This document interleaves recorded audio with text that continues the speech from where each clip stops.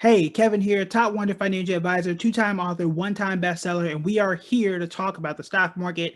Today, I want to tell you why the market was down, why I think this is a buying opportunity, and what is really going on with President Biden's tax proposal. It's not a tax law, it is not a tax plan just yet. It's just a proposal, and the market reacted very wildly to it. And I think that's going to be an opportunity for you. But to have a good conversation about taxes, you have to understand how tax rates work in the US. So we're going to give you a very high level overview of how that works and then what you can do, why people say there's a problem in the way that the taxes work, and then other things that you need to know about it. So right now, there are three tax rates for capital gains. Remember capital gains tax, and I'll draw this on the whiteboard in a few seconds. Capital gains tax is the tax that you pay when you buy for a certain price and sell for higher. So for example, buy for 100, sell 200, I made $100. That $100 is tax. That's the tax, the capital gains tax. Right now, though, there are three tax brackets: 0, 15, and 20. That's it. That's it. 0, 15, and 20. And based on your income, you're going to fall into one of those three brackets. But that's it. Super simple, super low, super cheap rather, because when your income taxes, the taxes that we all pay when we go to work, do the whole W-2 thing, have a 9 to 5, you're taxed at a higher rate in most cases. Those tax rates range, and it's like, I don't know, 4 or 5, it's like 5 or 6 that start at 10% and work all the way up to like 37%. So that means that, you know, at the highest level, I can get taxed at like 20% at the highest level for capital gains. And for income, the highest I can get taxed is 37%. If I can choose where to have my money come from, I'm choosing the market because I'm going to get taxed a lot less at that higher income level. So I'm going to draw that out real quick, and we'll discuss that a bit more. I'll also say that the market reacted very, very weirdly to this. The market isn't always logical because this is a proposal. That's all it is. It's not law. We don't know the entire details. It has not hit Senate. There ain't been no vote. So there's really no reason as to why the market should have fell. For example, Google and Amazon were down more than 1%. For what? Why? That's an opportunity for me. And tomorrow's Friday. I was going to buy anyway. But if I weren't, I was looking to get into a trade. Today would have been the day, because if it's General Motors, I'm in a trade for that. I think that's going to trend higher for a little bit. I'm gonna get in cheap and let it ride up. Unfortunately, I didn't. I did yesterday when things were fine, but now I could have gotten in at a better price today. But in either case, there's nothing that happened for most of us. For your company, there's nothing terrible that happened that dropped it. It was just the news of people overreacting to this tax proposal. So I'm gonna draw this out real quick.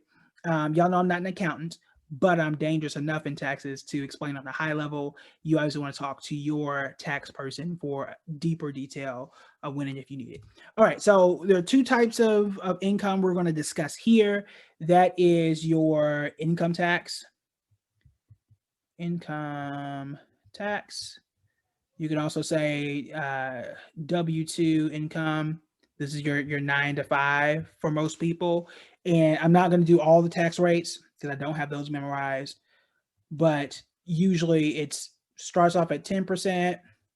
You've got some other ones in here. I think there's a 20 and a 22%. And I think the highest right now is about 37%. Now, the way that taxes work in the US is, let's say that I'm just going to put $1 million. Okay. So let's say I work somewhere. I have an amazing job. They paid me $1 million. Lord, please let this happen. So a lot of people think, oh my God, they're going to raise the top tax rate to 37%, or they're going to raise it to 40%. They're going to take $400,000 away from me, or from, this rich guy who makes $1 million. No, that is not how it works in the US. The way it works here is that we take these tax rates and I'm trying to think of the right term. It's a gradual or progressive. That's the term that they use.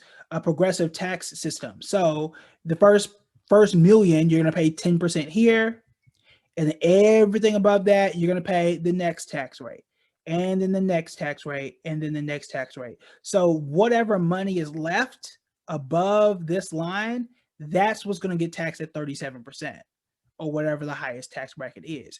It is not everything getting taxed at 37%. So even when people say we're going to raise the tax rate to 90% for people making over $1 million, if you made $1 million $1, that $1 you got, that's going to be taxed at 90% or 50% or wherever the highest tax rate is. It is not everything. If you told me it's everything, I'd be upset. But it's really that amount above whatever that bar is. That's what's getting taxed at the highest rate. So as you see here, though, again, the tax rate in this case, they are different. Go back and put my $1 million there. So it's a little more complex, but there are a lot of different rates in between 10 and 37. But for capital gains, this out the way, gains. I don't know why the ink isn't, that's why it's not the same, because it's not the same pen. There we go. All right, so capital gains is fairly simple, fairly straightforward. You can have as low as 0%. Look at that. And then you have 15%, and then you got 20, and that's it. So you can already see where there's a bit of a disparity here in that, let's say if I'm making this same $1 million, I'll put this in the middle and make this apples to apples. So if I had a choice right now, if you were to make $1 million, would you rather make $1 million through capital gains where you've made some investments and you made that, you're relatively passive, or would you like to go to a 9-to-5 that you enjoy? Okay, let's say it's basketball. Would you rather go play basketball for $1 million, or would you rather be an investor for $1 million? You are going to get $1 million. Which one would you choose? Well, if I'm looking at taxes, I would prefer to let me get my money in the market, because if I'm going to get charged at the highest tax percent, if I'm going to get charged at a higher tax rate, I'm just going to go for this 20. That's what the problem is, or what people perceive the problem is. Why is it that I go to work hard every day and I'm getting taxed more, whereas I could have been less productive and less kind of out there really working and been trading my way or just investing my way and get the same amount of money, but I'm getting taxed less? So the proposal here is, well, let's just add a tax bracket and make this, I think they said 36.5% or somewhere around that number. I want to say it's 36.4 or something like that. Anyway, you get the point. We're going to add a new tax bracket. We'll just put this new. I'll just put new rate because I don't want to put the wrong rate up there. All right, so that's what we're saying now. So we're going to add a different tax bracket, kind of even things out to a degree. Now, that's the proposal. The problem here is there's a lot to go on. Last I checked, the president doesn't pass tax law. It has to go to Congress. Congress got to vote. Then it has to go to the president. Other problem is it is a 50-50 split. So you need all 50 on one side.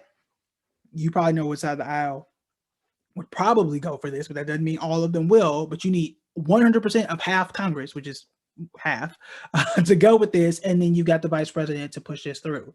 That's if everybody goes for it. That's not going to be the case. Why do we know this is probably not going to be the case? You've got Democratic senators in California and New York who are already paying higher. And when you factor in their taxes, someone can be paying at the top level, not the entire level, upward of 40, maybe even 50% at the highest levels. So they may or may not be all for this in the way that some people may think. We'll see. Politics is crazy. But on the tax side of things and the investor side of things, this is not really anything to be concerned about. And I forgot to mention this. I'm sorry, I should have mentioned this earlier. This is for people who make $1 million and up. This ain't for everybody. It is not for me. I don't make $1 million yet.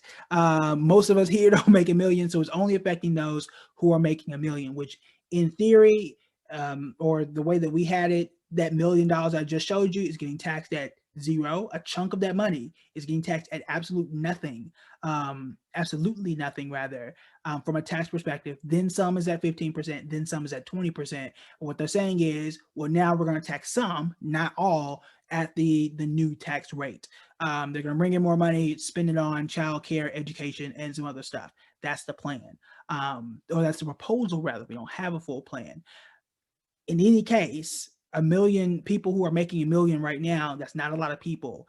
And everybody lost money today, myself included, because Amazon was down 1.6%. Google was down 1%. Like that, nothing happened with Amazon and Google today for that to happen. Nothing. If taxes were raised on people making a million and more for capital gains, that ain't got nothing to do with Amazon and Google. It doesn't. So that is a buying opportunity for you. If nothing changed fundamentally with your company, with your index funds, this could be a very good opportunity for you. Just pile in a little bit more than what you would normally do and continue investing for the long term. I don't see this as a hurdle. I'm more concerned about the infrastructure plan, because that's really going to impact the market. But this right now is not a big deal. There's still so many hurdles to go through if this even gets passed, and we're not even close to that phase of this. So this is something super temporary, good buying opportunity. Tomorrow's Friday. I was going to buy anyway. So there's that. I'll be transparent. I was gonna buy anyway. Tax proposal rather, or no tax proposal. So that's how I see this, against a super high overview of what's expected and how taxes work. Never, ever, ever be alarmed when someone throws out this is going to be the highest tax rate, because remember, it gets taxed at different rates the higher you go up the ladder. You are not charged or levied, or however you want to say it, a 50% tax rate or a 39% tax rate on everything you make. It is everything above a certain amount.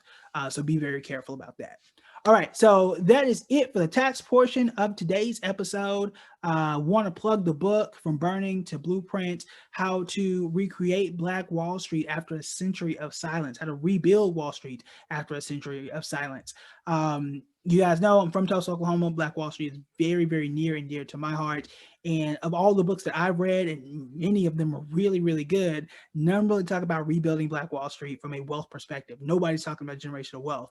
This book does. So it combines the history with the financials that you need to know to figure out what happened, because there aren't a lot of people that knew about it prior to a lot of the HBO shows. So I tell you my story of growing up in Tulsa, what happened 100 years ago, but also how do you build your own wealth? How do you continue to move forward and rebuild your own Black Wall Street wherever you may live? So make sure that you are on the email list, buildingbread.com/2021. The book does come out May 18th. So long as nothing crazy happens in the process, which these things do happen. And I will be in Tulsa in a few days to, do some book tours and talks and things like that. So I'm excited about it. You should be too. Make sure that you sign up, buildingbread.com/1921. And that's it. I'll talk to you guys later.